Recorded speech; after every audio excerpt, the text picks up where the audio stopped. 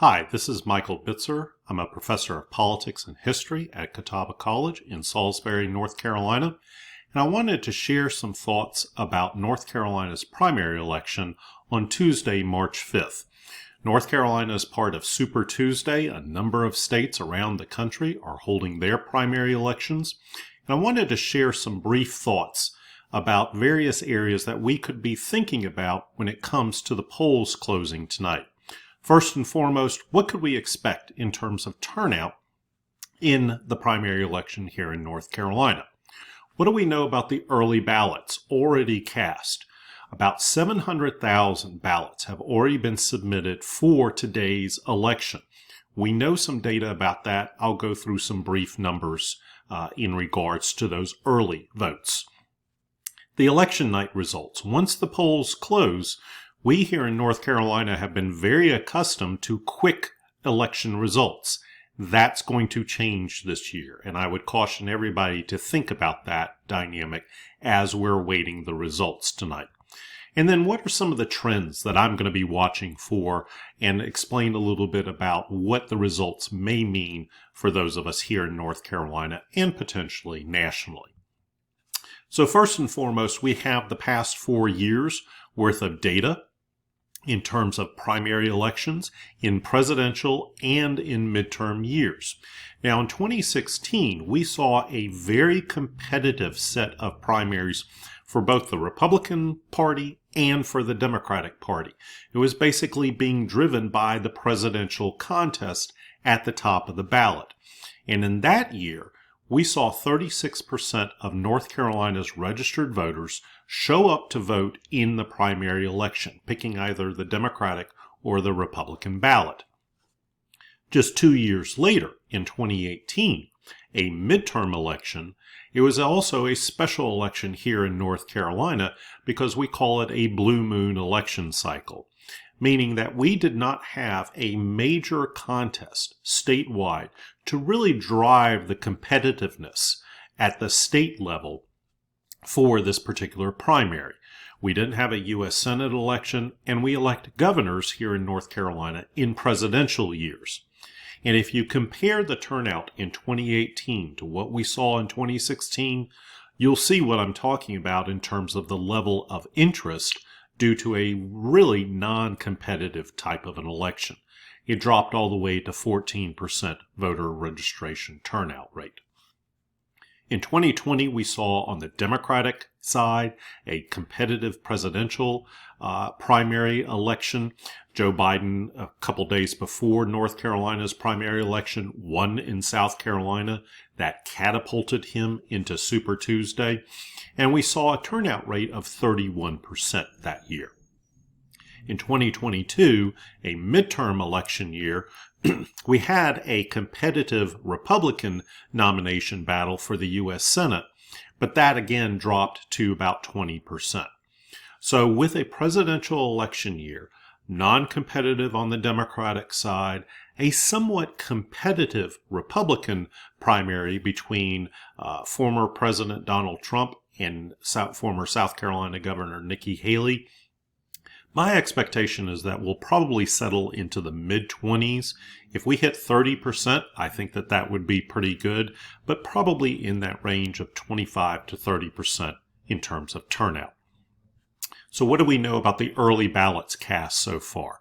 If we go back 4 years to 2020, we saw over the time span, the basically 2+ weeks of early voting in person along with mail-in voting, we saw in 2020 the results come in a little under 800,000 ballots cast in 2020's contest. What we saw this year was a little under 700,000 early ballots cast. That to me kind of indicates a drop in enthusiasm, a drop in the potential competitiveness that we could be seeing. North Carolina voters have 3 distinct ways of casting ballots: absentee by mail, absentee in person during this time period that you see at the bottom of the screen, and then of course on election day. We'll have to see how this plays out in terms of the dynamics for Election Day and what this adds to the already 700,000 ballots banked for today's primary election. In terms of the actual voting in a party primary, North Carolina is considered to be a semi-closed primary state, meaning that if you are a registered partisan, you're a registered Democrat, you can only vote in the Democratic Party primary. If you are a registered Republican, you can only vote in the Republican primary. The group of voters that have kind of flexibility in picking one side or the other, one party primary over the other, is the registered unaffiliated. And they are the largest block of registered voters here in North Carolina. But in terms of the early ballots cast, they are well behind both the partisans in terms of percentage of the early ballots being cast so far. And, not surprisingly, they are breaking much more to the Republican Party primary than on the Democratic side. Again, we'll need to see what today's voting on Election Day kind of shakes out. But it's probably going to be the trend yet again here in North Carolina. Registered partisans have a greater turnout rate than registered unaffiliated voters. Now, when it comes to election night, I talked about the fact that it's probably not going to be as quick in terms of the results as we have seen in the past. North Carolina election watchers, myself included, have been kind of spoiled in terms of getting the results reported fairly quickly. And that was due to the 100 county Board of Elections being able to process all of those early votes, typically in the middle of the afternoon on Election Day. They could process them. They could not release the results until after the polls close, and that was at 7:30, typically. Now, in 2023, the North Carolina General Assembly passed Senate Bill 747, and stuck in that massive piece of legislation was this provision that basically says to the counties, you can no longer process or tabulate your early votes on Election Day. You have to wait until the polls close on Election Day.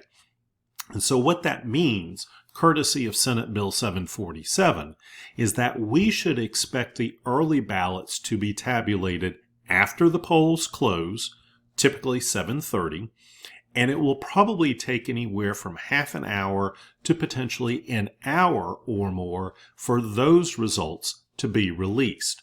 That could potentially have a ripple effect on Election Day ballots that are cast, and those would potentially be released after those early ballots.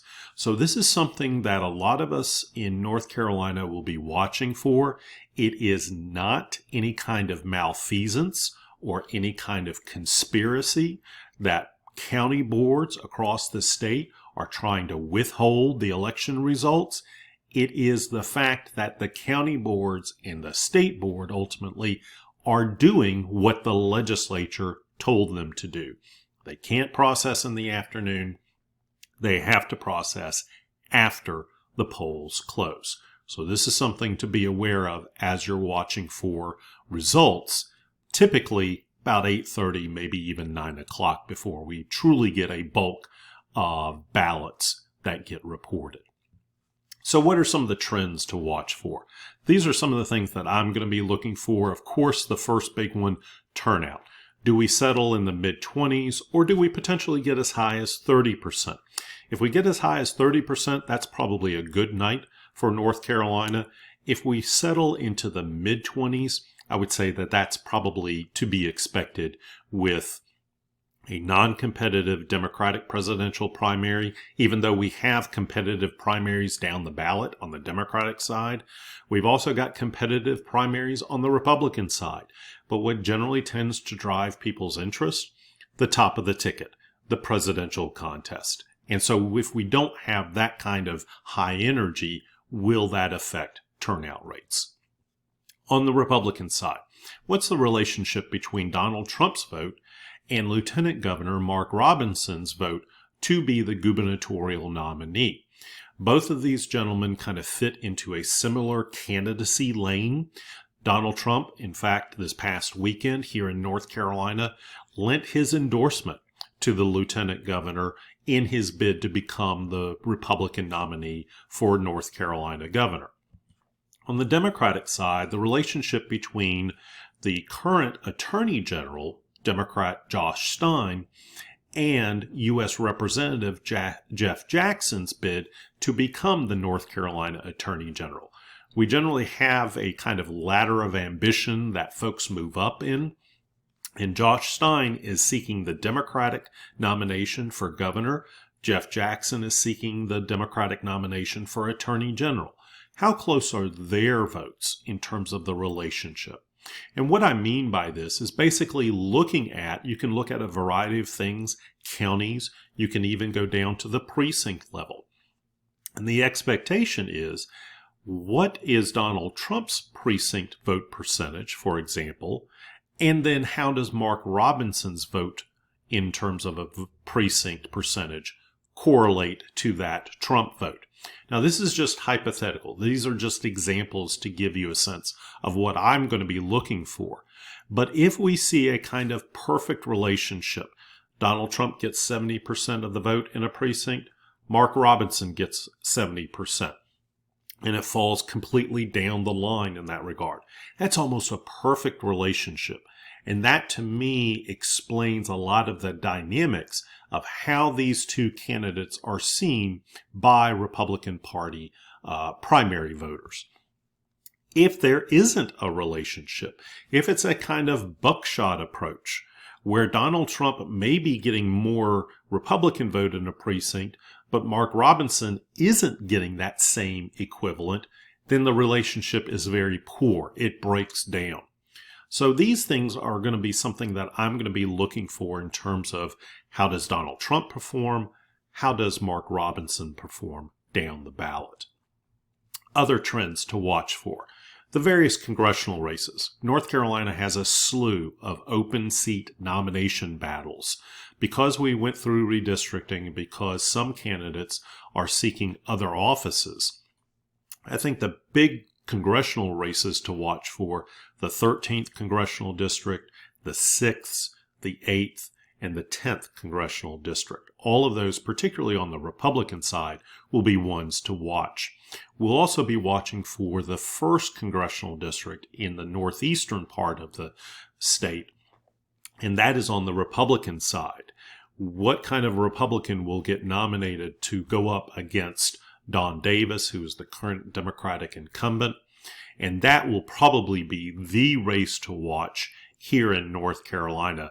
All other of the 14 congressional districts are pretty much decided to one party over the other because of partisan gerrymandering.